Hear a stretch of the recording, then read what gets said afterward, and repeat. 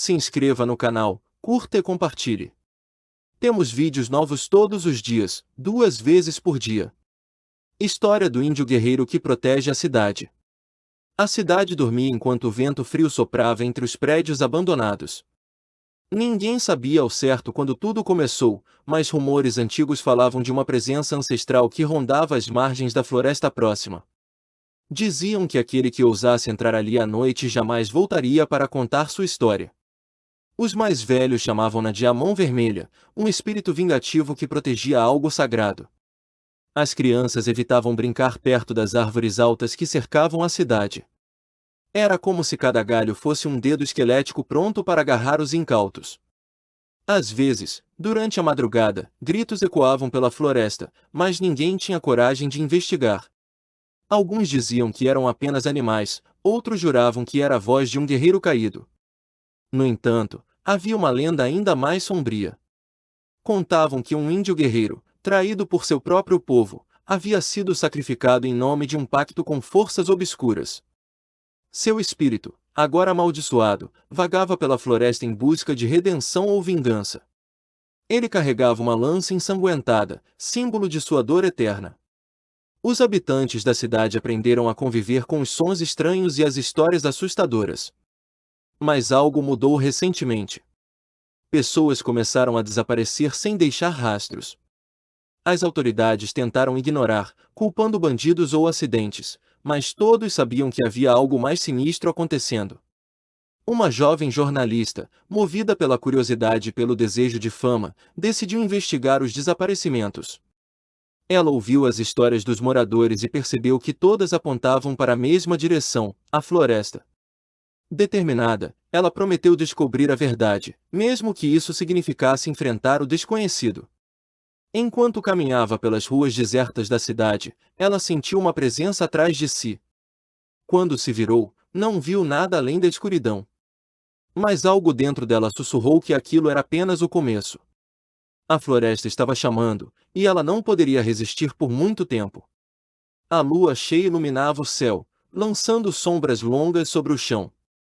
A jornalista sabia que precisava entrar na floresta antes do amanhecer.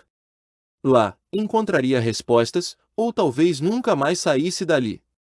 O ar estava pesado, como se a própria atmosfera estivesse conspirando contra ela. Antes de adentrar a mata fechada, ela olhou para trás uma última vez.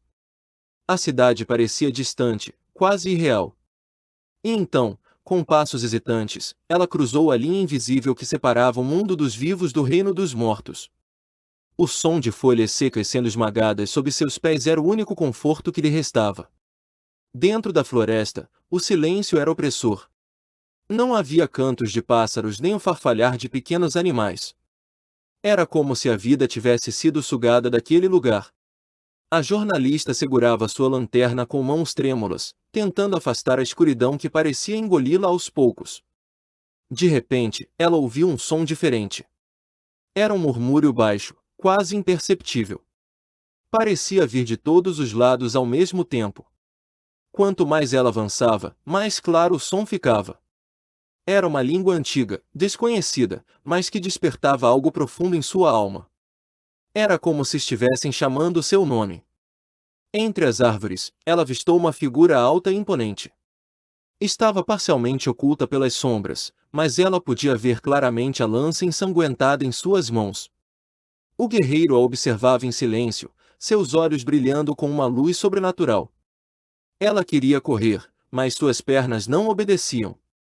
O guerreiro levantou a lança lentamente, apontando-a diretamente para ela. Foi então que ela percebeu que ele não era apenas um fantasma. Havia algo vivo nele, algo que pulsava com uma energia maligna.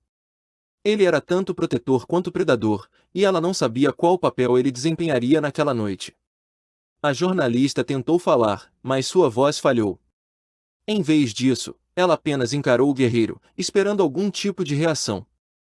Ele inclinou a cabeça levemente, como se estivesse avaliando-a.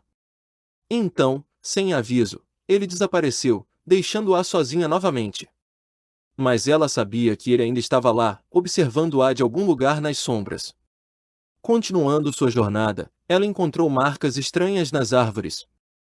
Eram símbolos tribais, pintados com o que parecia ser sangue seco. Cada marca parecia contar uma história, uma narrativa de dor e sacrifício. Ela começou a entender que aquela floresta era um portal para algo muito maior e muito mais terrível. Quanto mais ela avançava, mais os símbolos se tornavam frequentes.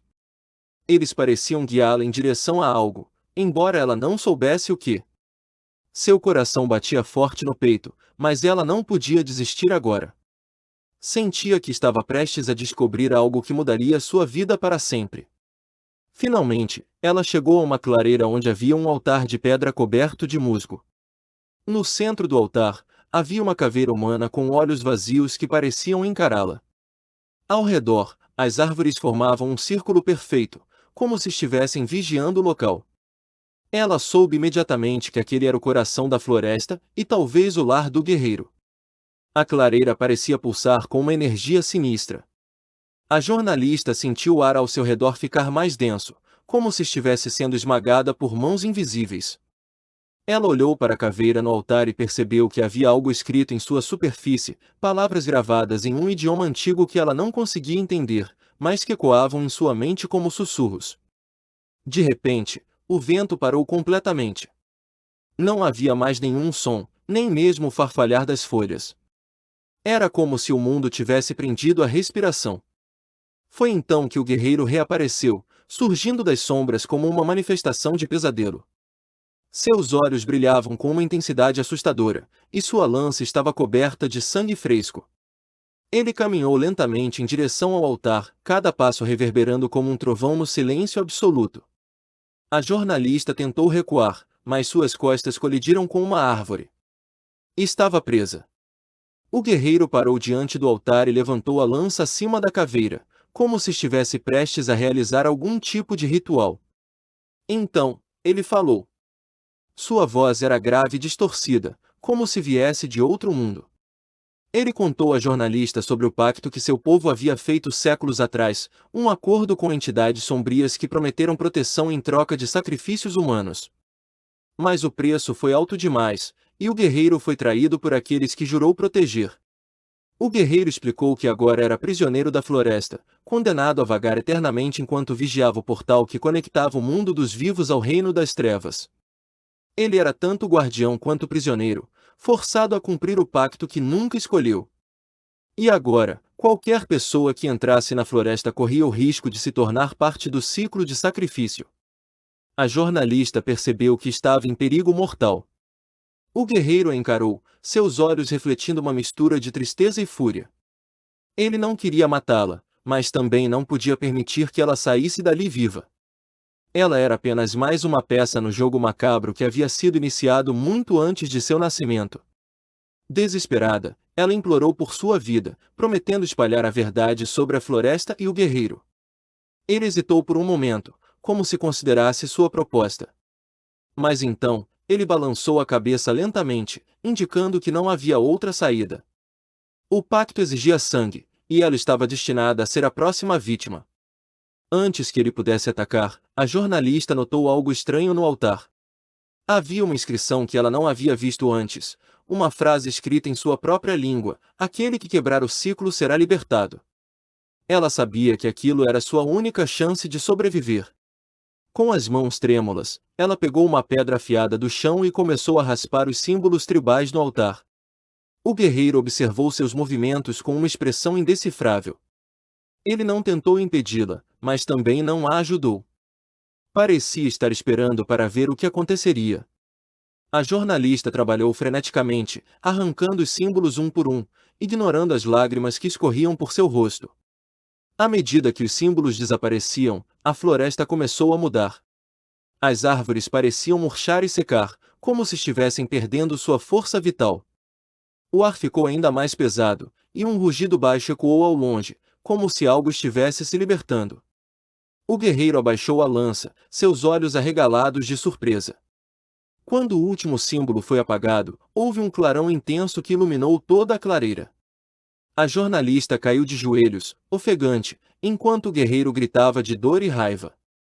Seu corpo começou a se desintegrar, transformando-se em cinzas que foram levadas pelo vento. Antes de desaparecer completamente, ele agradeceu a jornalista com um olhar cheio de gratidão.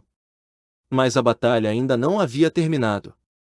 Do solo onde o altar estava, uma criatura grotesca emergiu, uma entidade sombria que parecia feita de fumaça e ossos.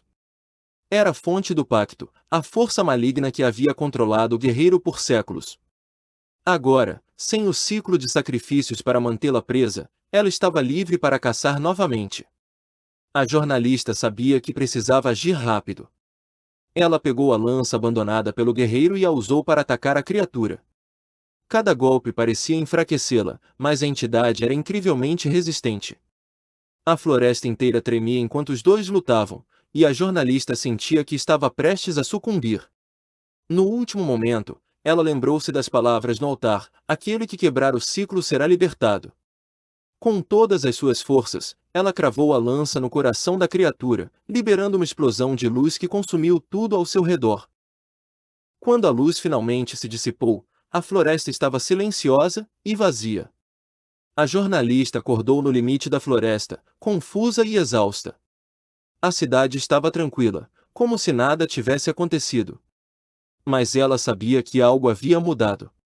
A floresta, outrora amaldiçoada, agora parecia apenas um lugar comum, sem qualquer traço da energia sombria que a habitava.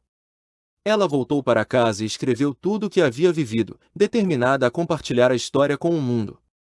No entanto, quando tentou publicar seu relato, ninguém acreditou nela.